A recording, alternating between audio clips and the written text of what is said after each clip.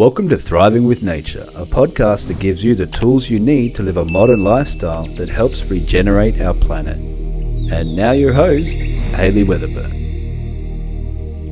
Episode 42, How I Align with Nature to Clean Mould in My Cabin. Good morning, Thrivers. Good afternoon, good evening, good night, wherever you are. I am sitting in the quietness of this beautiful jungle, and today I want to talk about what's been happening here in the jungle. I've discovered an amazing natural ingredient to remove mold, and I'm really absolutely stoked with it actually. So I'm going to share you a little story about that. And other little highlights, I've seen a giant centipede on my balcony, which I need to go and see if it's still there. If it's not there, then I don't know where it's gone, so that's always a bit scary. Giant centipedes, they don't kill, but their bite hurts. I've never been bitten, but I've heard stories, and so just keeping an eye on that little beastie. There's always lots of little fun beasties around here. You'll be seeing last week there was a leech on my foot, which was a very funny, interesting experience. I'll be putting that up on YouTube soon. But that's the funness of living inside nature. And to be honest, if these little beasties, these little insects, smaller organisms didn't exist, then it's a sign that your ecosystem is not well. The more biodiverse your ecosystem, the much more resilient and stronger it is. So having these little animals, it all balances out, because at night time I have fireflies in my cabin flying around, which is probably the most beautiful little thing that happens, and I always get new ones each night. This must be a nice environment for them to hang out with at night time, so that's super cool. But along with biodiverse of life comes things like mold. And I was noticing that a couple of wooden pieces of furniture that I'd brought up with me were starting to get a thin film of mold over it, and it was in the back of my mind, because obviously it's not the first thing I need to think about, but I was starting to be concerned. I didn't want, because here in Bali, if you put away something in a dark corner, especially in places like here or Ubud, or where it's a lot more humid and there's darker areas because people are trying to stay out of the sun, and you put, I've had an experience where I put something up in a cupboard like you would back at home where I lived in a dry environment, and you could open that cupboard years later and nothing, it might be a bit dusty, but that's it. But here it can be only a few months and it can be completely consumed by mold. So you're always got to keep an eye on things. You can't just put something away and not check on it. But my wooden desk that I use, my TV stand and my bookshelf were getting this thin film of sort of a dusty, white, slightly green mold growing. And I didn't want to use chemicals. I don't want to use chemicals wherever I can. And so I went online to search what's the best method, and there are a few different methods, and I wanted to combine them, and I did check before to combine it to give it the best possible outcome. And so I did, and so the ingredients are bicarb soda, hydrogen peroxide, and tea tree oil. Now, what I used was 1 tablespoon of bicarb, 1 tablespoon of vinegar, and then you could go like 4 to 8 drops of the tea tree oil, and it was in a tiny small spray bottle, and the rest was water. Gave it a good shake and then sprayed it across the surfaces and let it sit for an hour. And obviously you want to check, because it's a 3% hydrogen peroxide. It's not high, you've got to be careful with hydrogen peroxide. And I did put it in a little area before I went through the whole thing. I didn't want it to destroy my wooden furniture. And so I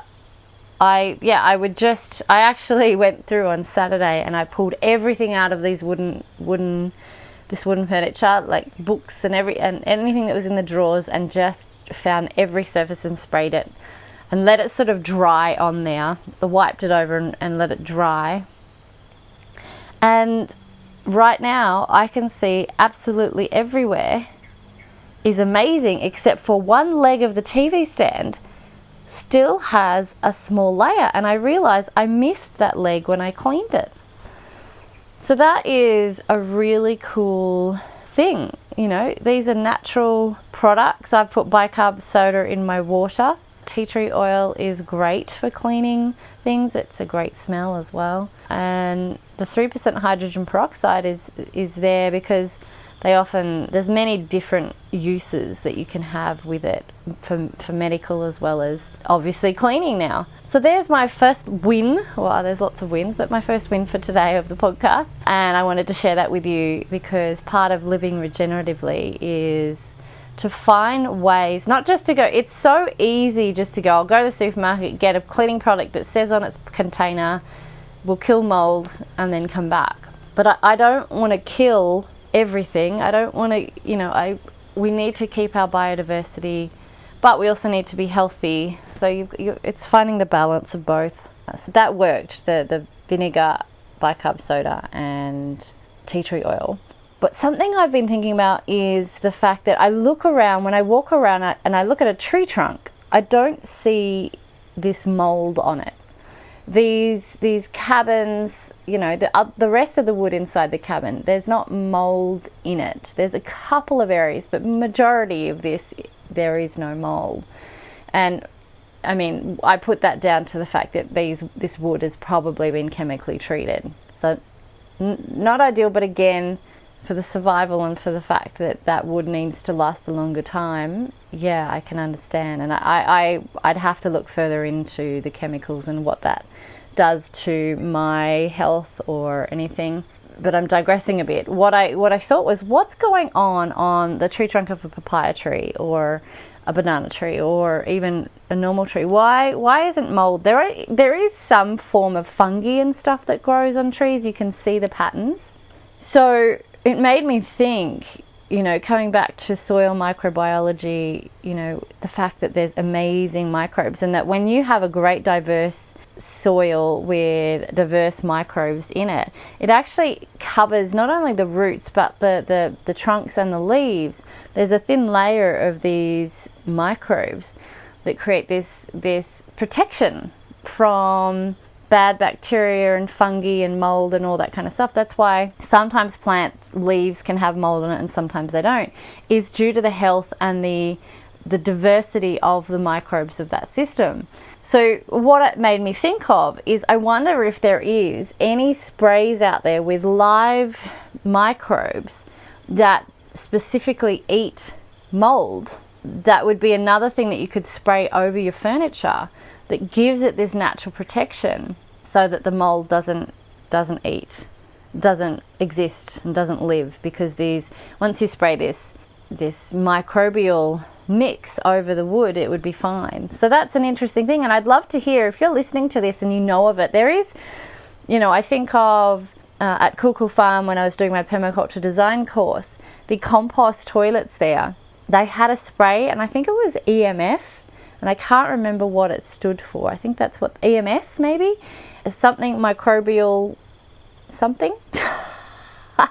I can't remember what it was, but it was a mix of a certain microbe that would help with the smell and to help start breaking down the compost toilets. So I need to look more into that as well. And I wonder if you could use the same stuff on the wood for the microbes as well. So that's just another thing to think about, is it's just a different way of thinking, like regenerative thinking. How do we use nature and align with nature to thrive?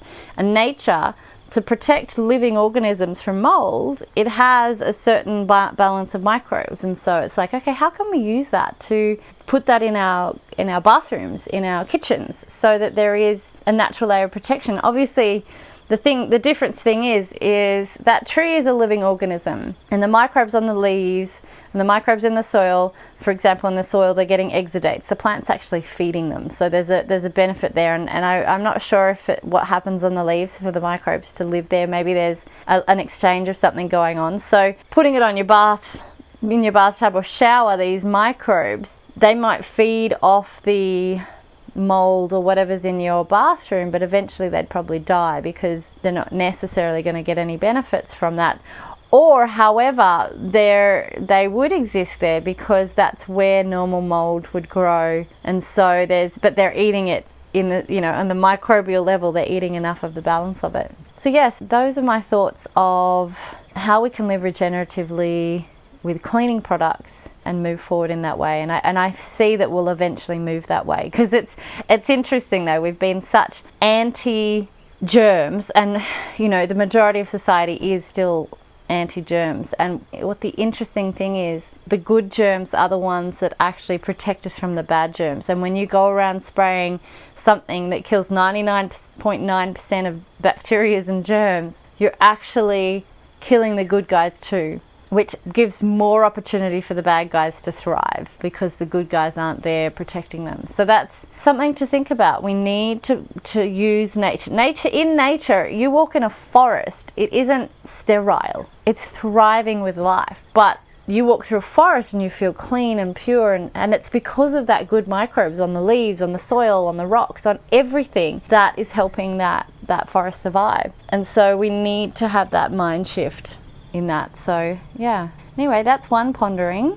The second pondering I have at the moment is the issue of waste here. Now, we're up high in the villages, up in the mountains. These are old villages. It's not many companies or anything come here. In fact, the Eco Barley Recycle doesn't come up here, which is the recycling company that I've used since I discovered them. As soon as I found out I could be part of a solution rather than a problem, I hopped on that bandwagon. And I'd actually like to go and discuss with them. So what I'm pondering here is, because they just literally will put whatever, plastic, paper, metal, everything inside a plastic bag, and then just throw it or burn it. And I was on my drive down I have a driver here, this young, beautiful boy. He's 23. He has a baby girl that's 2-3 months old. He's the son of the landowner here. And he was driving me down to town to do all my shopping. I went to about 5 different shops to collect some things, and I took a car instead of my motorbike, because it's much more comfortable, especially when you got to carry a whole lot of things. Anyway, I was talking with him about the dangers of plastic, and if you burn them, how it can cause, lots of different diseases, cancer, all that kind of stuff. And I was sharing with him what I do and how I'm really passionate about regenerative living and how we can thrive with nature, and all through Translate, because he doesn't speak English. And I can speak enough Indonesian. However, when it starts to become specific into areas, I'm starting to learn the new words. Yeah, so we had to take some of my rubbish, and yeah, I think, devastatingly right now, I think that the plastic and all that, it just wasn't recycled. I've got rubbish sitting out the front at the moment that I haven't had the heart to throw out yet, because I just don't know what to do. So this is the plan, is to contact Eco Barley, the recycling company here, and ask if I can, because normally you get 2 bags and then they'll clean them every week. They'll come and pick them up and take them, and 1 bag's for paper, cardboard, the other bag's for plastic, metal and glass. And so my thoughts are, if I could ask to get 2 large bags, and that I can bring it down every either week or fortnight direct to that company and swap the bags over, and I'll pay, but do it that way. So that's my option. I imagine that should still be fine, but at least then I know I'm not taking the rubbish from here, and it's not just going into landfill or plastic. And eventually, if I can educate enough people and there's enough of a demand, I'd love to work out somehow how we can get Eco Barley to come up here and do these couple of villages, so that, yeah, these villages can really learn. But I mean, that's one of my goals, is to learn how to live regeneratively here, but help share what I'm learning with the locals, but not in a way of I'm telling them what to do. And that's something I'm really cautious about. Like, here's this white Westerner coming in and telling them how to live. I don't want to do that. I just want to live a certain way, and hopefully they will be inspired. Yeah, so those are the 2 ponderings of my life at the moment, and I wanted to share these regenerative tips that I'm learning. I'd love to hear what kind of things that you're discovering on your journey of becoming more regenerative. But yeah, so thank you so much for listening this week. Lots is happening. I will keep you updated next week when you join me back here in the jungles of Bali. Have a beautiful week. Hey, if you enjoyed listening to my podcast, remember to subscribe to hear more. You also have to come check out the Living Supplement Garden, a garden that reads your individual's body's condition and grows the substances it requires to move towards optimal health and potentially healing your ailments. When we align with nature, we thrive with nature. I'd love to have you join myself and others as we discover the magic of nature together and strive to heal both ourselves and our planet. Go to thrivingwithnature.com.